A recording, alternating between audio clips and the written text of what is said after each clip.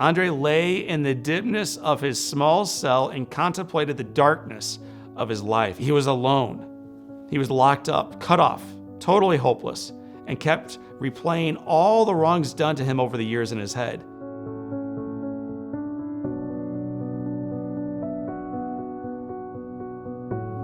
Have you ever felt defeated before you even started? Ever felt certain you'd never win, so you chose not to even try? Well, you're not alone. It's a condition called learned helplessness, and those who have it suffer from a sense of powerlessness. But there's a way out of this negative cycle, a way forward, and I know of no better example of pivoting away from learned helplessness and toward possibility than Andre Norman. Andre did not even know his father growing up. His mother was rarely around, and when she was, because she worked so much, she was too tired to really engage with him.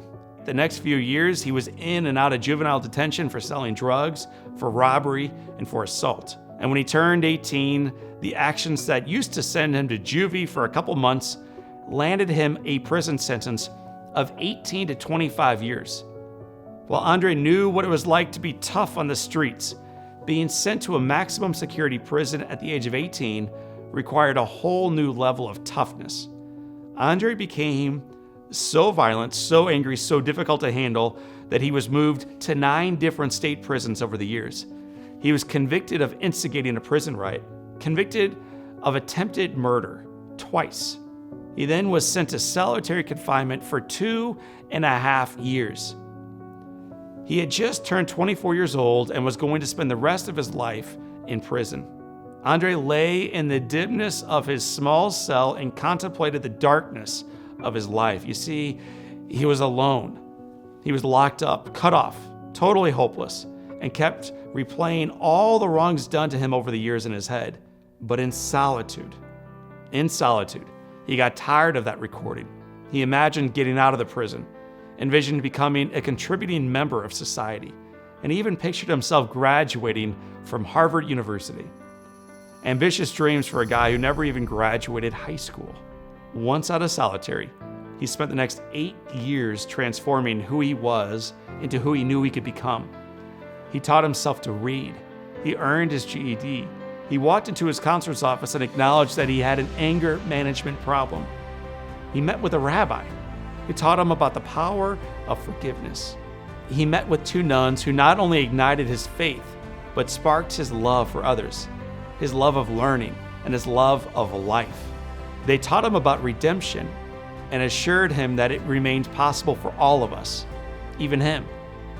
The young, violent man, angry at the world, was transforming into a forgiving sojourner, committed to ensuring that the future would be radically different from his past. And at the age of 32, Andre Norman, once sentenced to spend the rest of his life in prison, was released. Today, he's a law-abiding citizen.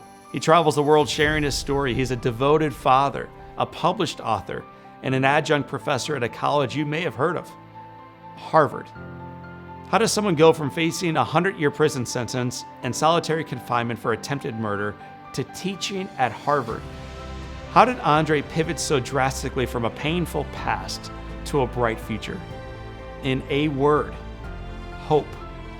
Hope is the fuel that powers us forward, no matter where life has us today. Hope is the sacred light that allows a cancer patient to endure yet another round of radiation, chemotherapy, or surgery, and the burdensome uncertainty of whether all that suffering and pain will be worth it. Hope is the glimmer of possibility that encourages those between jobs to send out another resume, to go to another coffee meeting, or to join another networking group. Hope is what empowers every recovering addict, every achiever, every leader who ever risked, attempted, failed, and fell to stand back up, dust themselves off, and step forward again. Hope just might be the most important renewable asset available to each of us in our lives. Join me in pivoting away from despair and learned helplessness, tapping instead into the power of hope by checking out my new book, In Awe. You'll rediscover your childlike wonder, and you will realize that your current challenges may not be easy, but overcoming them is possible, and that the best is yet to come. We'll get there together.